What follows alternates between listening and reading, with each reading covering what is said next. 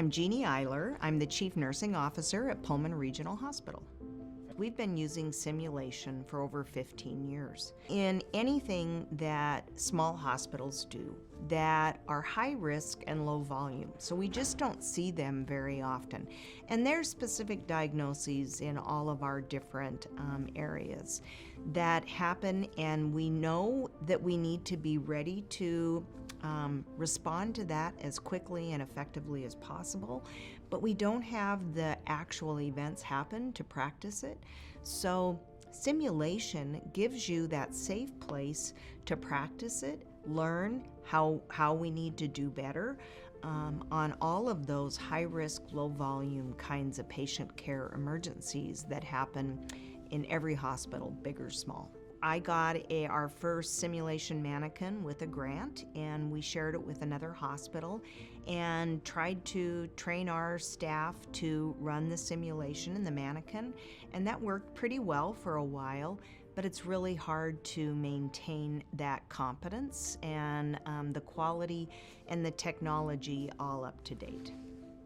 As our services have expanded and healthcare has gotten more complex, it has been harder and harder to keep the most up-to-date mannequins, to keep the most up-to-date people trained in simulation, and so that is really hard. But simulation is so key for those high-risk, low-volume areas.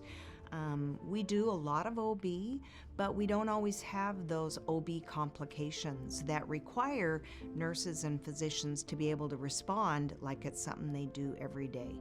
So simulation is so key for that. All of the Laerdal folks came in and they brought in their technology, their trained staff, all of the products and mannequins that they needed to run a postpartum hemorrhage simulation. And I sat and observed and was just totally impressed with our staff and our physicians being able to really focus on what would you do in an emergency situation like this, and have the Laerdal people all running the computer. They provide all of the pieces that you need. They provide all of that expertise in the simulation so we can focus on how do you best take care of patients. And then they also provided some great feedback. They timed things. How long did it take before the nursing and the physicians and our processes could work effectively to provide that high quality care?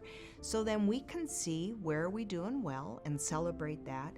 And more importantly, where can we learn to improve our processes and our systems so we can focus our improvement efforts in those specific areas. Thank partnering with Laerdal for the high fidelity, their expertise in high fidelity simulation is far more cost effective for hospitals, especially critical access hospitals, so that we can focus on keeping our people trained to give the high quality care, and Laerdal can maintain that expertise in the simulation.